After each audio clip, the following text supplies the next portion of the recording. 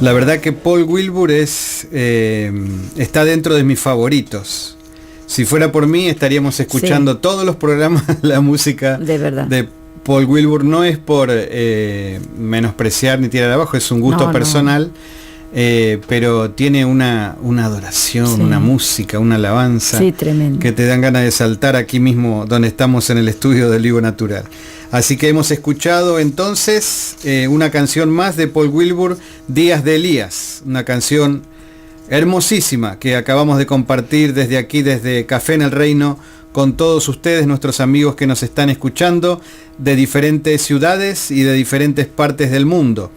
Solamente antes de proseguir, que todavía nos quedan unos cuantos minutos por delante, les recuerdo que son las 8 de la noche con 10 minutos aquí en la ciudad de Miami, que hoy es lunes 22 de septiembre del año 2014, día que comienza el otoño aquí en esta parte del continente, 27 de Elul del año 5774, y que usted nos está escuchando desde olivonatural.org.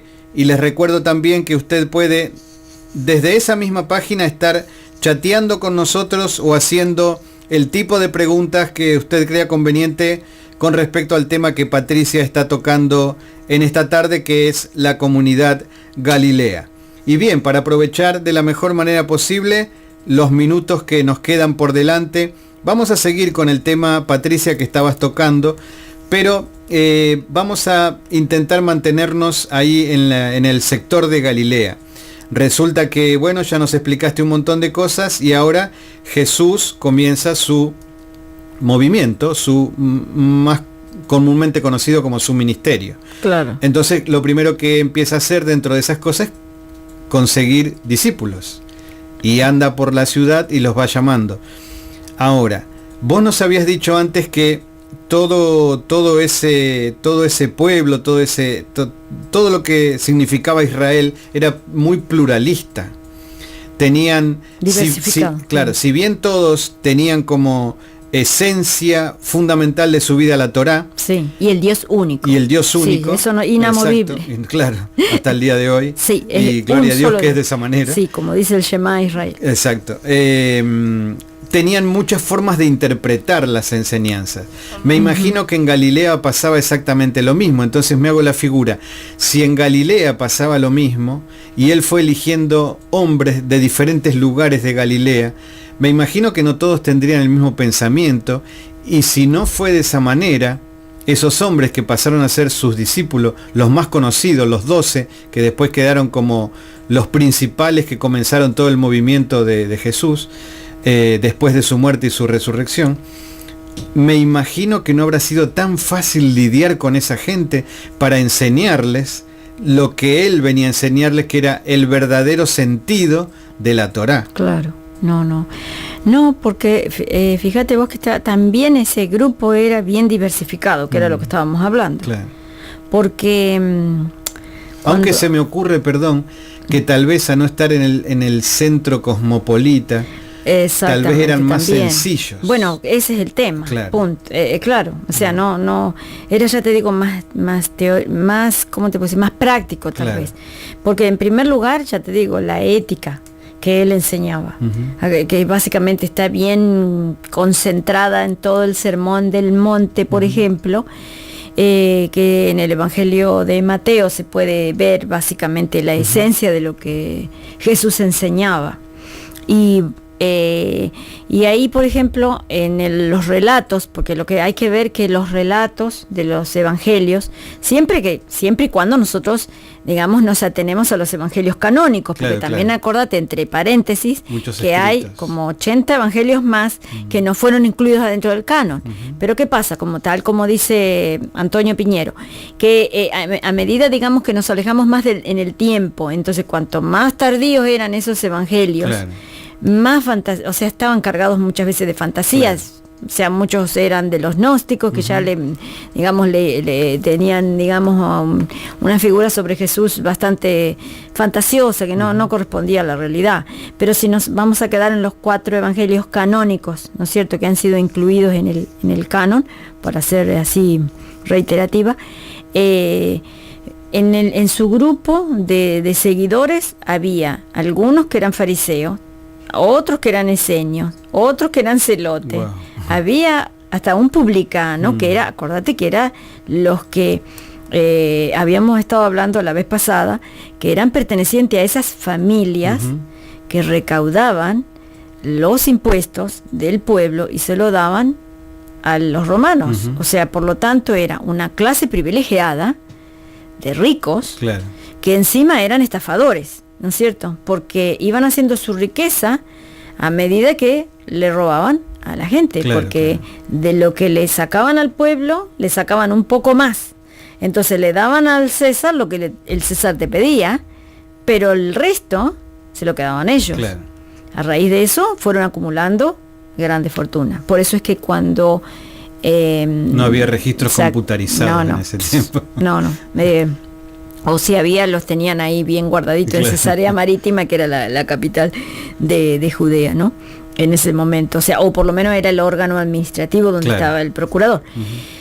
Y entonces, justamente por eso se entiende que cuando él, él era una figura bastante controversial, en el sentido que a veces los mismos discípulos se enojaban con él y no lo entendían, porque por un lado él hablaba, digamos, y predicaba. Una de las cosas básicas que él predicaba siempre era llevar adelante una vida sencilla, despojada de ese afán de riqueza que tenían muchas veces los gentiles, ¿no es cierto? Él continuamente, y déjame decirte que no era muy amigo de andar con los gentiles, de ninguna manera, o sea, por el contrario.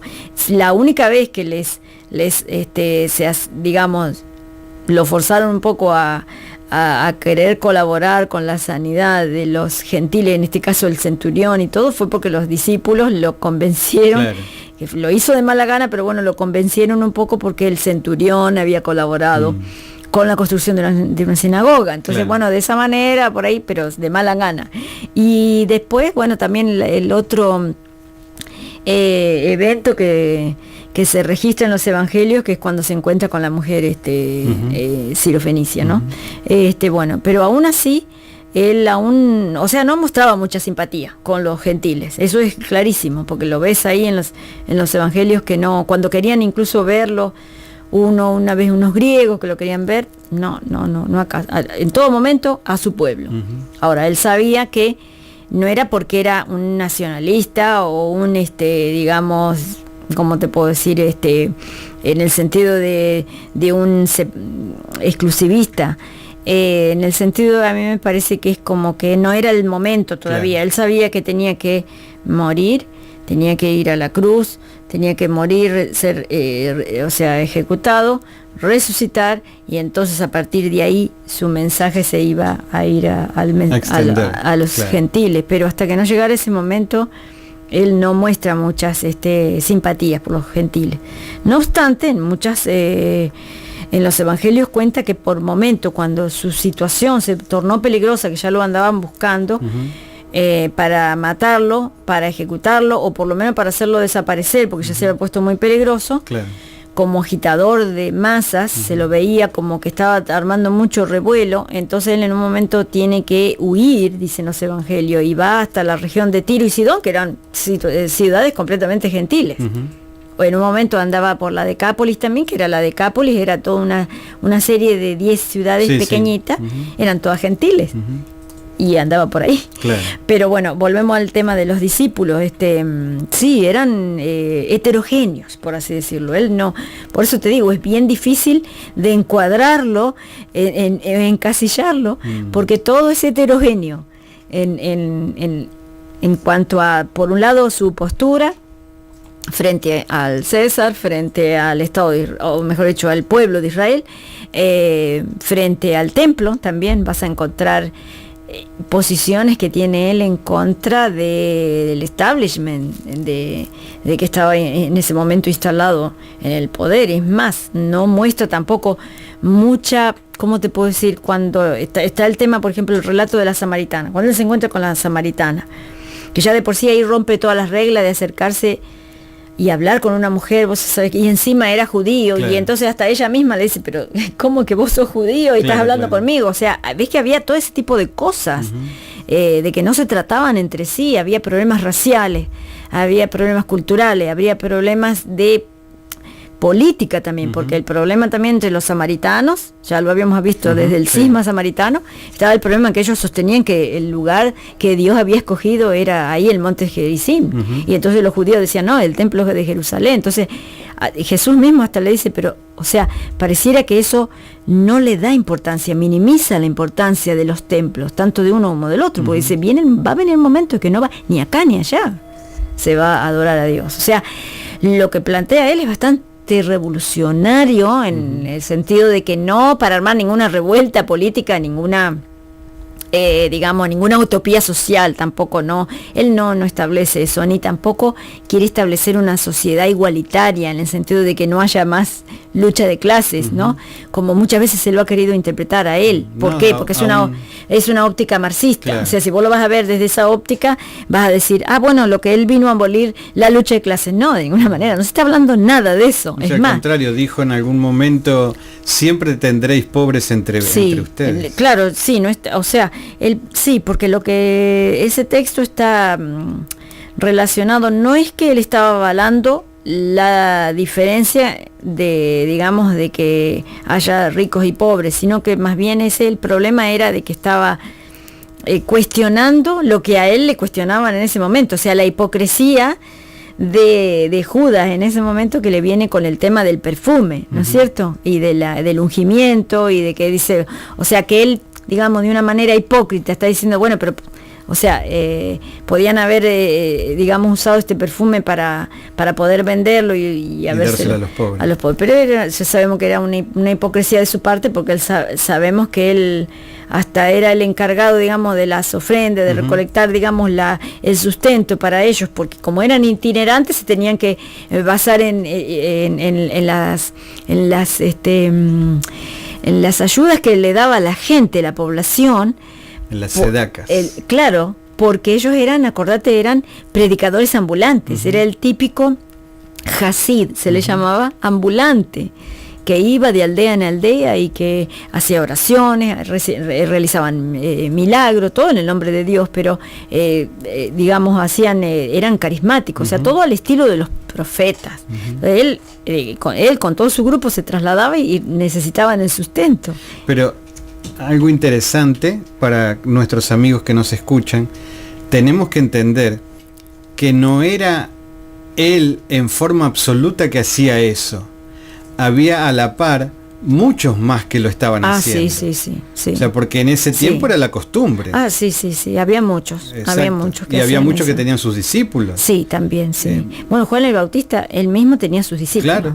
Y decir que, bueno, claro, incluso Jesús mismo está con él en un momento, como que pertenece a su comunidad de discípulos, porque ese es el gran problema que siempre ven los historiadores, porque al principio parece que caminaban juntos, claro. Pareciera que después se separan, por alguna razón después ya Jesús se abre, digamos, de la comunidad de Juan y sus discípulos, estamos hablando antes de que lo ejecuten, ¿no? Sí, claro.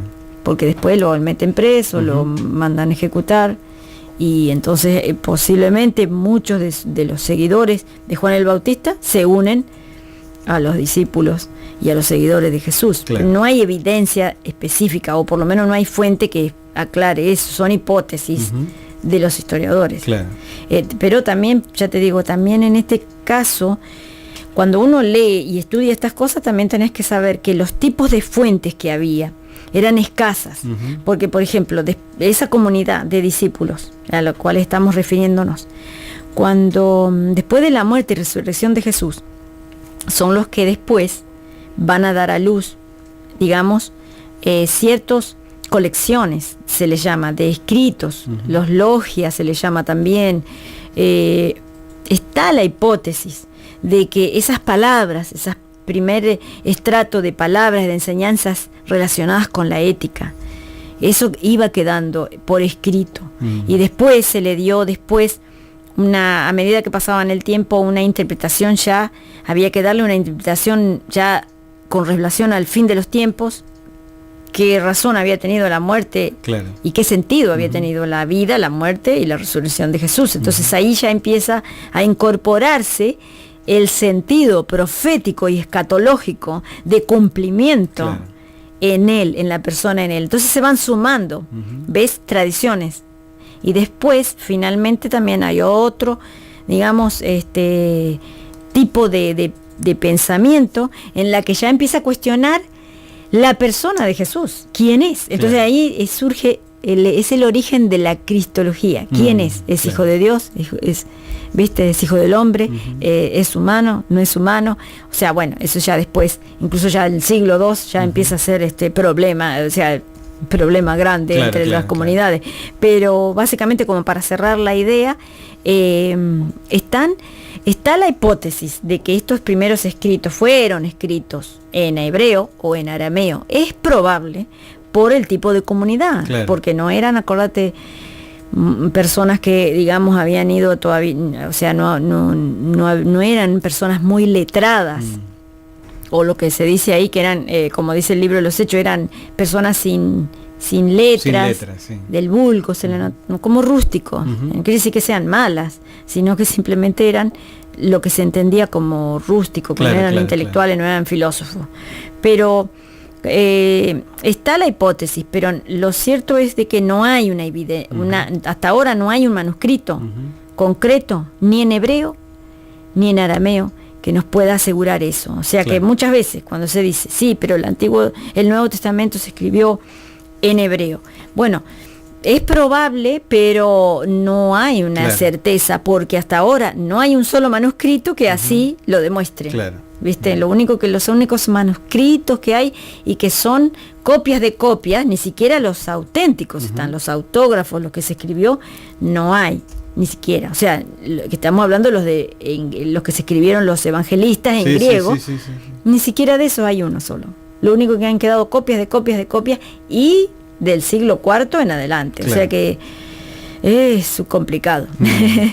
Pero bueno, así como es de complicado, es interesante, porque en realidad lo que nos interesa es entender la figura y el mensaje de Jesús primordialmente, para poder entender de una forma mucho más clara todo lo que se refiere a las Escrituras. Sí, hacia eso vamos, hacia eso, sí, apuntamos. Y ahora, si bien, como vos lo habías explicado, habíamos tenido toda una línea histórica y de acontecimientos en Israel, ahora nos vamos a frenar un poco en este tiempo para entender mejor la figura histórica, para entender los primeros pasos dentro de lo que es el movimiento de Jesús, entender mejor el mensaje, entender mejor ese grupo de hombres que él formó como sus discípulos, para así después, paulatinamente y bastante más adelante, poder entrar en lo que es la historia del cristianismo. Claro.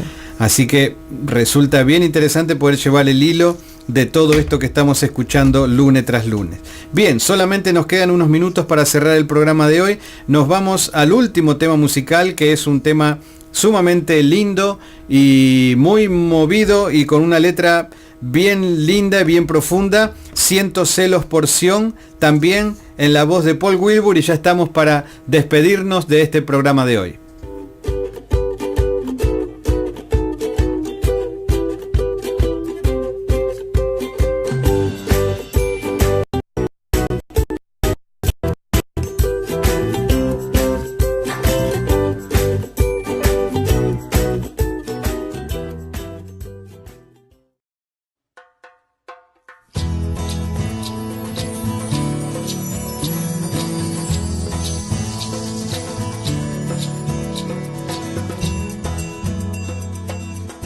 Hola amigos, ¿cómo están?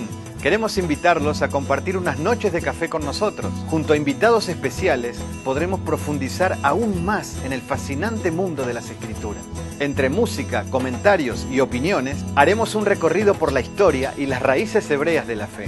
Todo esto por el simple hecho de crecer más en el conocimiento de la palabra de Dios. Acompáñenos todos los lunes y jueves a las 7 p.m. en nuestro programa Café en el Reino. Por aquí, por olivonatural.org. Los esperamos.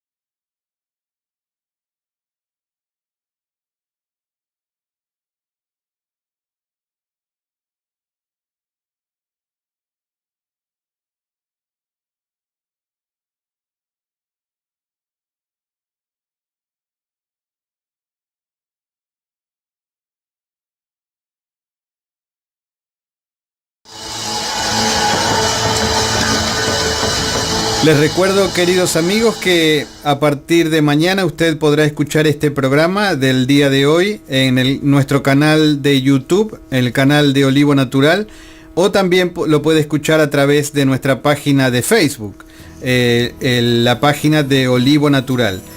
Si usted le gusta tomar nota de todas las cosas, aquí tiene la oportunidad. Lo estamos haciendo a pedido de algunos hermanos que no tienen la posibilidad de escuchar todo el programa. Lo estamos poniendo lo más rápido posible y la mejor manera es a través de nuestro canal de YouTube. Así que recuerde, para usted o a quien se lo quiera comunicar, a partir de mañana tiene también este programa. Digo también porque ya hemos puesto otros programas en nuestro canal.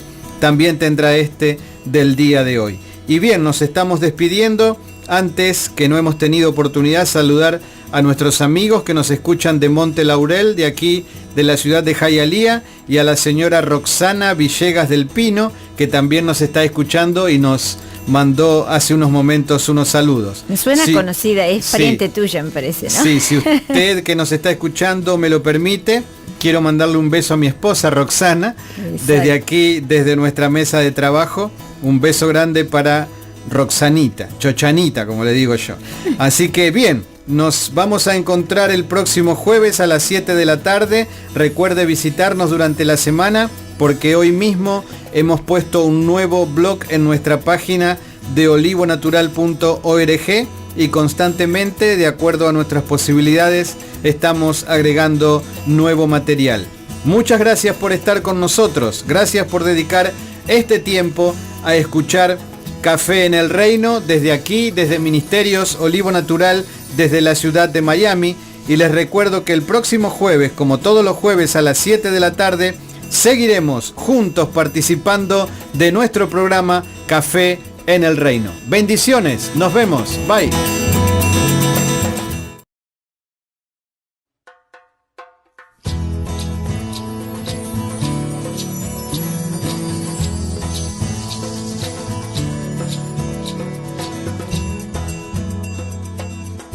Hola amigos, ¿cómo están?